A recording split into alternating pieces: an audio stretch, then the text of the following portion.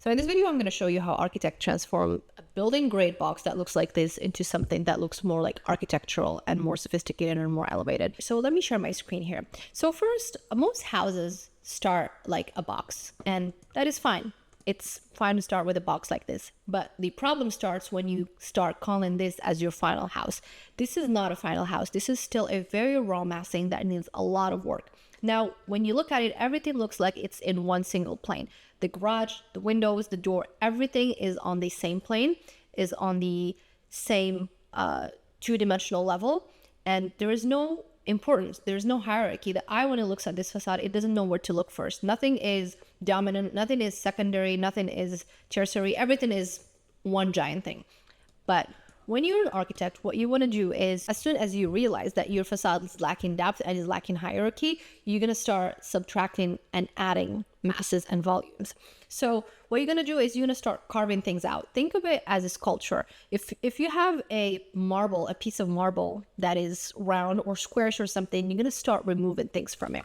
For example, here, we start as a one massive box. We're going to start cutting things. So we're going to start adding balconies. We're going to start pushing things in the background. We're going to start bringing things forward. We're going to start just having things that are projecting. We're going to start having volumes that are outwards, that are receding. So all these things, what they're doing is they are creating depth and creating shadow in the facade. And like we said, if you have something flat, what is the opposite of flat? Something that's dimensional, something that has depth and has shadow. That's why I keep saying people always jump into fancy materials, they jump to paint, they jump to stone, but your composition is the first thing that you need to be looking at. And the issue with composition is that it affects the plan. That's why I'm always telling you, as soon as you start designing the plan, you have to start looking at your facade. You can't do one or the other without them affecting each other. So as soon as you start designing, you have to start thinking about a facade, and you have to do this very early on. So now when you start subtracting and adding volumes, applying materials and applying stones, it's going to become a lot easier, because what you're doing now, you're going to define things. Like you have all this wall here in the back to host your material. You have all this surface here to read as its own thing. So you can add a different type of wood there, for example.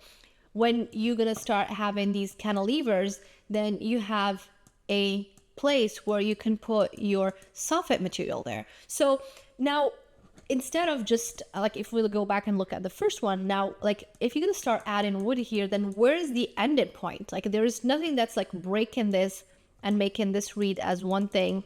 And then you go and you pick another material and you make this read as one thing. Everything is one giant monolithic piece of mass. Like there is no breaking point, and that becomes extremely difficult for people to apply any stone or apply any material or apply any paint. But as soon as the composition starts reading as volumetric, starts reading architectural, then everything else becomes so much easier, and then adding anything to the facade is going to just read better. So as I said earlier, now we are at this step number 2. Then we're going to start looking at finessing and adding materials and adding, but anything before this, you cannot be talking about materials and paint and stuff like that. Then once you have this, then we can, I can start having that conversation with you. Should we do warm wood? Should we do cold wood? Should we do stone? Should we do metal? Then it's easier to know what to input. Because again, when you have these volumetric things and you have these masses and you have a beautiful composition, you are getting into the territory of design principles. And as I covered in probably like 2 videos ago, I'm going to try to link it here. These stones, these paint and all these things, these are tools. It's like I covered again in that video where I said, it's like a highlighter. When you have a book and the book has good ideas, then you can use the highlighter to highlight the good ideas. But if you don't even have a book to begin with, or your book is like just a mess that looks like this, then what are you going to highlight? You're going to highlight the whole thing? It doesn't work that way. It's going to look very, just very cheap, because the facade is going to look two-dimensional. It's just going to look like it was slapped on. Whereas here, you have things that are reading as hierarchy, things that are reading as negative space, things that are reading as framed, then the tools become easier to use.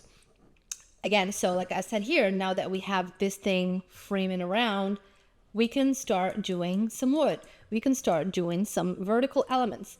Then when you have glass here with the glass balcony, then you can start doing some negative space, because now you have the glass reading against the mass. You have the wood reading against the paint, which is like one is textured, one is smooth. So then everything kind of starts coming together. It's all about the massing first, and everything else is secondary.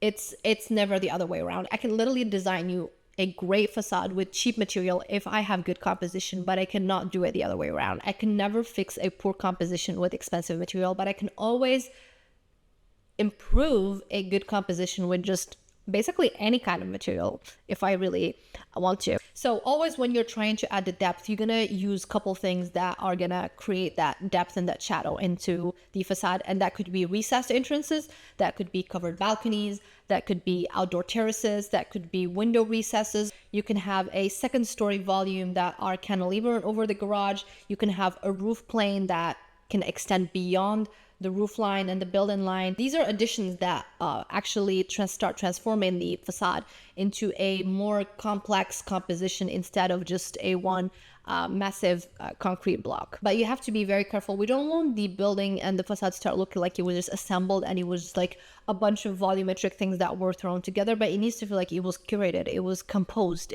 That's like a musical piece that came together. It's not just like random notes from here and there, and then you just, because okay, now I have multiple boxes coming together. You still have to have that, again, those design principles that I shared in my previous video, and see what each one is serving and what the purpose that it's serving it. So before you start to even think about what kind of material and what kind of stone, you should always start asking by, can I carve anything into this volume? Can I project anything from this volume? Can I add a stronger hierarchy? Can I introduce some depth and some shadow? Can I recess something? Can I cantilever something?